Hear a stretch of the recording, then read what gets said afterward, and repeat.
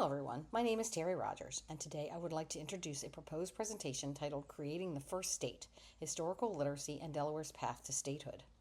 My intended audience includes upper-level high school students, college history students, and museum visitors interested in the American Revolution and the founding of Delaware.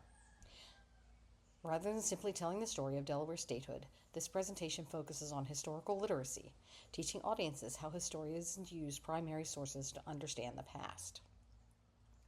Historical literacy requires more than just memorizing dates and events. It involves analyzing original documents, understanding historical context, evaluating evidence, and recognizing how historical interpretations are formed. To accomplish this, I would place Delaware's 1776 Constitution and the Declaration of Rights at the center of the presentation. These documents provide direct evidence of how Delaware's leaders envisioned government after separating from British rule.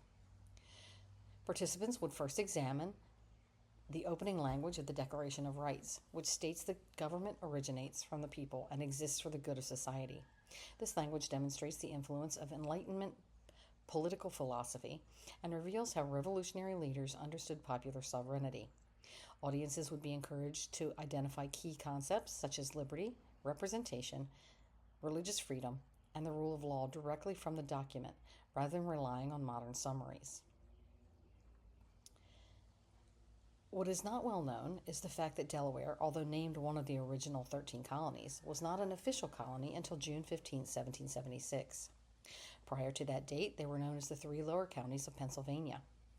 Although Delaware petitioned for independent colonial status in 1701, with the General Assembly meeting for the first time in 1704, the colony was still governed by the same royal governor who presided over Pennsylvania. It was not until 1776 that the Delaware Assembly passed the Act of Separation, cutting all remaining ties to both the British Crown and Pennsylvania's proprietary government. This presentation would then explore one of the most significant moments in Delaware history, the formal declaration that the former government of the counties of Newcastle, Kent, and Sussex upon Delaware would henceforth be known as the Delaware State. This seemingly simple statement marked the birth of an independent political entity and demonstrates how statehood was created through written constitutional authority. Delaware passed its own state constitution in September 1776. To deepen historical understanding, I would introduce comparative analysis using records from Pennsylvania's Constitutional Convention.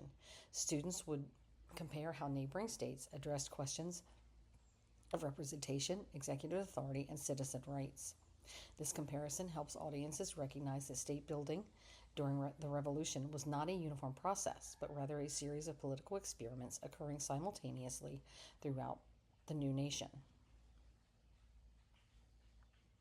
An important feature of the presentation will be discussing what these documents reveal about both inclusion and exclusion. Delaware's Constitution established a representative government and protected important liberties, yet voting and political participation remained limited to specific groups. Examining both the achievements and limitations of these documents encourages critical thinking and demonstrates how historical literacy requires asking difficult questions about power, citizenship, and equality. I would conclude by emphasizing that Delaware's designations as the first state was not simply the result of their chronology in adopting the United States Constitution at the Golden Fleece Tavern in Dover, but the product of deliberate constitutional action. By reading and interpreting the original documents themselves, audiences gain a deeper appreciation for how states are formed, how governments derive their legitimacy,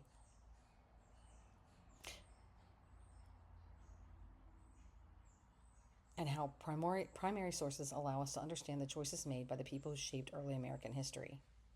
Thank you for your time, and I look forward to your feedback.